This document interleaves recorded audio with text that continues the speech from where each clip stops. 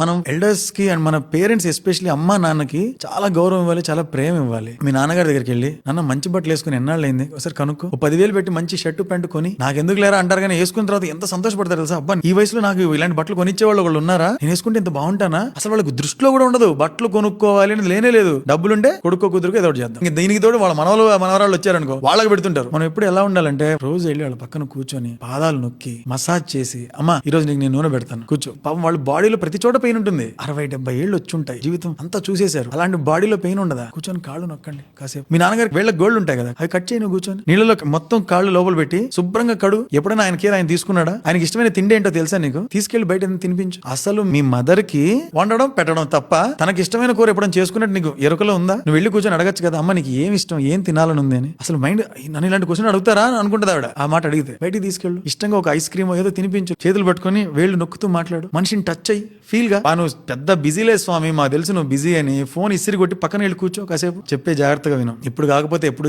దొరకదు. భాగ్యం అది పేరెంట్స్ దగ్గర కూర్చొని వాళ్ళకి సేవ చేయడం అనేది. అందరం పరిగెడుతున్నాం ఏదో పీకుతాం అని, ఆగు వెనక్రా, కొంచెం వాళ్ళతో మాట్లాడు, వాళ్ళకి ఏం కావాలో తెలుసుకో. It is high time that we give it back to them. ఓసారి మా మదర్ నాకు ఏదో రకరకాల వంటలను వండింది, ఎప్పుడు లేనిది. ఏంటమ్మా ఇన్ని వండేవి ఏంటమ్మా అంటే, ఈ రోజు మదర్స్ డే అంట కదరా అనింది. అంటే మదర్స్ డే అంటే నేను నీకు ఏదైనా ఇవ్వాలమ్మా అంటే, అవునా నాకెందుకు ఇలా అర్థమైంది అని. అది మరి ఎప్పుడెప్పుడు ఇవ్వాలా అనేటట్టే ఉంటారు వాళ్ళు. దాన్ని ఆపి మేమిస్తాం